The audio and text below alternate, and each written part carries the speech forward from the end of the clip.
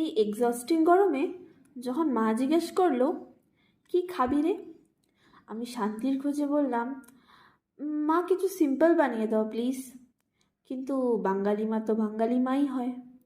বলল, কচুরলতি খাবি?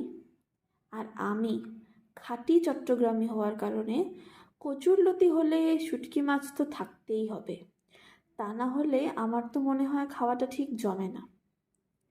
তাই আজকে আমার থালিতে আছে গরম বাসমতি চালের ভাত, গন্ধরাজ লেবু, স্যালাড, লাউ ধনে পাতা দিয়ে ডাল, পেঁয়াজ টমেটো দিয়ে থোড় ভাজা, শুটকি মাছ দিয়ে কচুরলতি, আর শেষ পাতে আমার পার্সোনাল ফেভারিট কামরাঙ্গার চাটনি।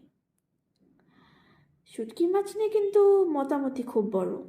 কেউ ভালোবাসে প্রাণ দিয়ে, আর কেউ দেখেই নাক সিটকে ফেলে। তোমরা কোন টিম? শুটকি লাভার, না শুটকির নাম শুনলেই পালাই?